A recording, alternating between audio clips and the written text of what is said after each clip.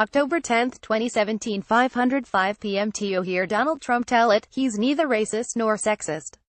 "I have a great relationship with the blacks," he once boasted, in a statement whose awkward syntax would suggest otherwise. "I'm the least racist person," he added this year. "And just to be clear, I cherish women," he's vowed curiously, after his vulgar, blood-related comments about Megyn Kelly. These words are belied by the Trump administration's policy actions, rolling back protections against police brutality, equal pay, and birth control pardoning, with great fanfare, former Arizona Sheriff Joe Arpaio, who was found guilty of systematically discriminating against Latinos. But there are few greater examples that Trump sees women and people of color as second-class citizens than in his repeated efforts to silence them while he continues to say and tweet whatever he wants, whenever he wants.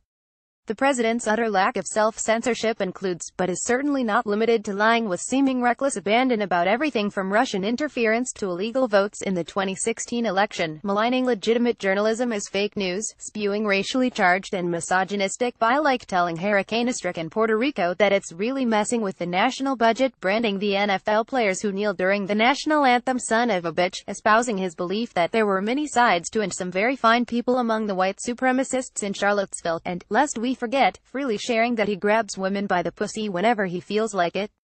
Alas, that was just talk, his supporters said, talk protected by the First Amendment. You know, free speech and all. But the problem is that as far as Donald Trump is concerned, the First Amendment applies only to Donald Trump, and a smattering of white Republican men who agree with him. Freedom of speech is a right he benefits from on a daily, if not hourly, basis, but also one that he vocally, shamelessly, and repeatedly attempts to deny to women and people of color in particular. And if you're a black woman, like ESPN anchor Jemele Hill, or a Latina woman, like San Juan, Puerto Rico's Mayor Carmen Yulín Cruz, gird yourself for the worst of his digital diarrhea. Today, Trump took a break from not subtly threatening nuclear war to blast Hill, who has been suspended by ESPN for 2 weeks for tweeting that Dallas Cowboys fans upset about team owner Jerry Jones' new ban on players kneeling during the national anthem could always boycott advertisers.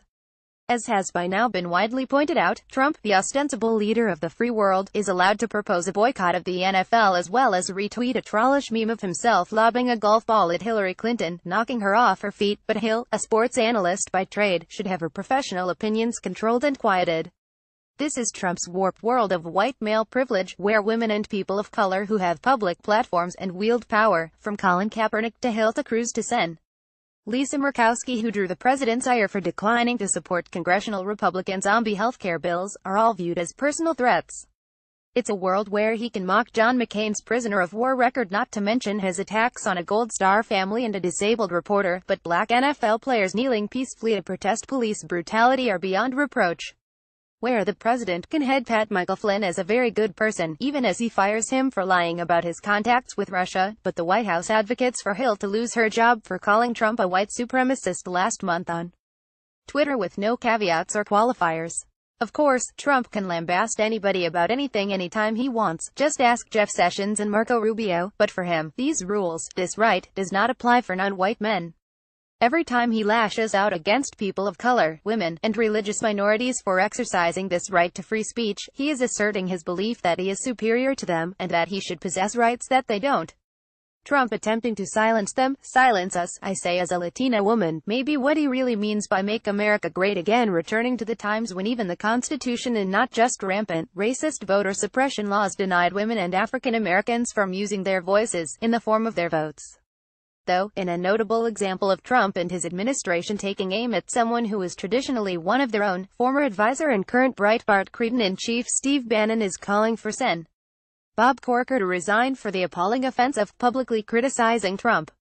The president has not yet explicitly called on Corker to step down, but he has defaulted to chastising the Republican chair of the Senate Foreign Relations Committee with one of his patented Twitter nicknames, Little Bob Corker. If only we could fire Trump before 2020 for using his voice.